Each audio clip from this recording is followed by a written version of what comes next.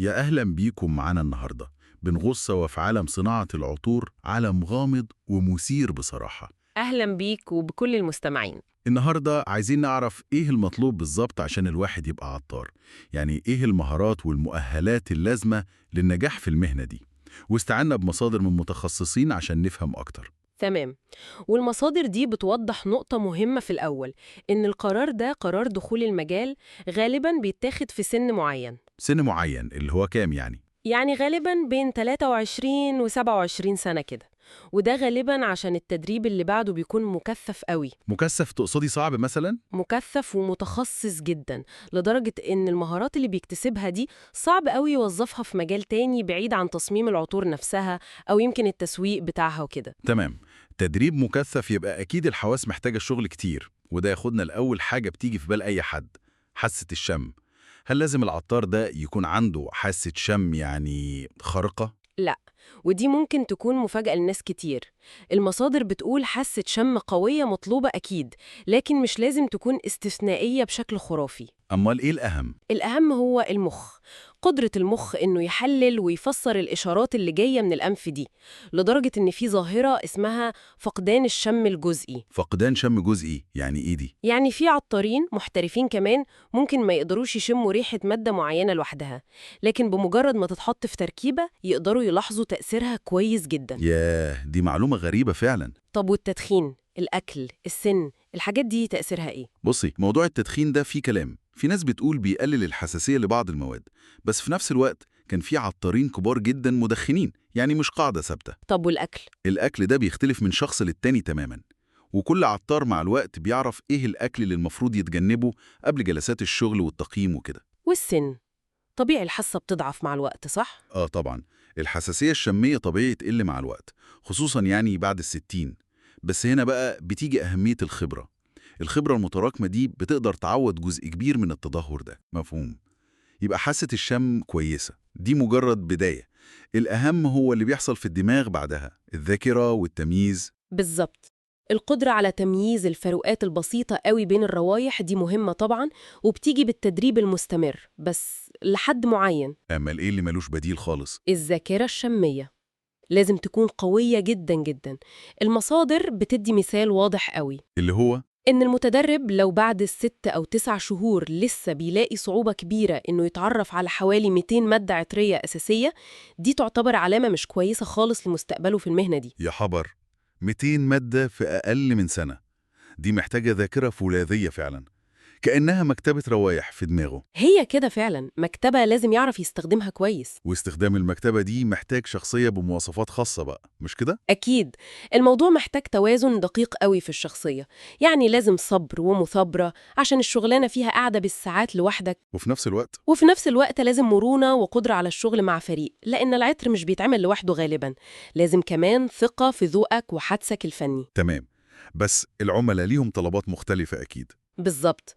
عشان كده لازم حساسية عالية لتوقعات العميل اللي ممكن تكون مختلفة تماماً عن رؤيتك، ولازم معايير جودة صارمة وفي نفس الوقت واقعية. واقعية إزاي؟ واقعية في التعامل مع قيود المشروع، الميزانية، الوقت، المواد المتاحة، القيود التقنية، حاجات كتير التوازن ده صعب قوي وشكله مرهق نفسيا. جداً. وعشان كده الشغف هو اللي بيحرك الدنيا دي كلها. الشغف؟ الشغف بالروايح وبالصنعة نفسها. لو الهدف بس شهرة أو منصب، ده ممكن يبوظ الشغل الإبداعي. الإحباطات في المهنة دي كتير، المنافسة شرسة. يعني زي أي مجال فني تقريبا. ممكن نقول كده. والشغف هو البنزين اللي بيخلي الواحد يكمل بعد أي خيبة أمل ويقوم تاني. التوازن ده في الشخصية أكيد بينعكس على نوع الإبداع المطلوب. يعني هل هو بس إن الواحد يخترع ريحة حلوة وخلاص؟ لا، مش بس كده. الإبداع هنا ليه وشين مهمين قوي. في الإبداع الجمالي طبعا، اللي هو ابتكار تركيبة جديدة ومميزة وليها بصمة. تمام، ده المفهوم التقليدي للإبداع. والوش التاني؟ الوش التاني هو الإبداع التقني، وده مهم جدا تجاريا، زي مثلا إنك تلاقي حل عشان تخفي ريحة وحشة لمكون أساسي في منتج تاني زي كريم أو شامبو. يعني حل مشاكل تقنية باستخدام الروايح. بالظبط. أو مثلا تصمم ريحة لصابونة رخيصة جدا، بس الريحة دي تكون مقبولة ومنتشرة وتفضل ثابتة رغم التكلفة القليلة جدا. ده تحدي إبداعي تقني كبير. فهمتك. وممكن كمان الإبداع يجي من زاوية تانية؟ طبعا ممكن يجي من إنك تلاحظ إمكانية جديدة في مادة معروفة ومستخدمة من زمان، بس تشوف فيها حاجة محدش شافها قبل كده. بس ده محتاج خبرة وعلم عشان الفكرة تتحول لعطر ناجح فعلا. جميل قوي. طب بما إن في جانب تقني وحل مشاكل، هل ده معناه إن دراسة الكيمياء ضرورية؟ دي بقى نقطة فيها نقاش وآراء مختلفة. في عطارين كبار زي الأسطورة أدمند رودنيتسكا كانوا شايفين إنها مش أساسية خالص للي بيعمل عطور فاخرة كحولية. كان شايفها إيه؟ كان شايف إن المهنة دي فن أقرب للموسيقى منها للكيمياء، يعني الحس الفني أهم. بس في آراء تانية؟ مصادر تانية بتقول إن فهم أساسيات الكيمياء مفيد ويمكن ضروري كمان، خصوصاً للعطور الوظيفية. اللي هي بتاعت المنتجات زي الشامبو والمنظفات؟ بالظبط، لأن العطر هنا ممكن يتفاعل كيميائياً مع باقي مكونات المنتج، فلازم فهم كيميائي عشان تتجنب المشاكل دي. ده غير طبعاً اللغات. اللغات مهمة ليه؟ الإنجليزي أساسي طبعاً عشان التواصل العلمي والتجاري وقراية الأبحاث وكده، والفرنساوي بيفضل ليه مكانته برضه خصوصاً في عالم العطور الفاخرة تاريخياً. تمام. يبقى في جدل بين الفن والعلم في النقطة دي.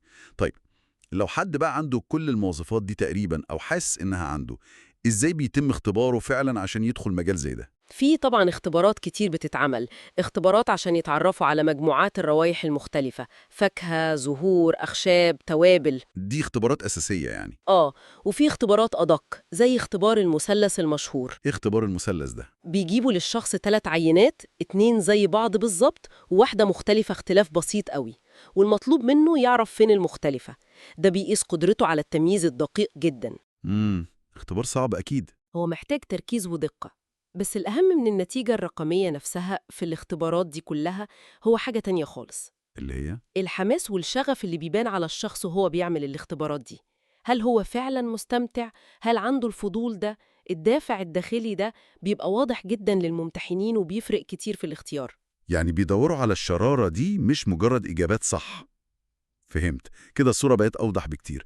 يعني مهنة العطار دي عايزة كوكتيل غريب: حواس متدربة كويس قوي، وذاكرة حديد، وشخصية متوازنة بشكل خاص جدا، وقدرة على الإبداع بنوعية الفني والتقني، وكل ده ماشي بوقود الشغف الحقيقي بالصنعة دي. فعلا هي خلطة فريدة ومش سهلة خالص. وده يمكن يخلينا نفكر في سؤال أخير كده. اللي هو؟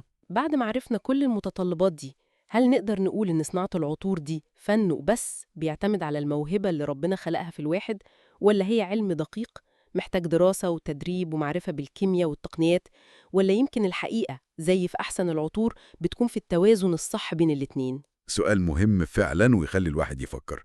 وبكده نكون وصلنا لآخر رحلتنا المعرفية النهاردة في عالم صناعة العطور ومتطلباتها. شكرا جزيلا على الإيضاحات دي. الشكر ليك، وأتمنى المستمعين يكونوا استمتعوا واستفادوا.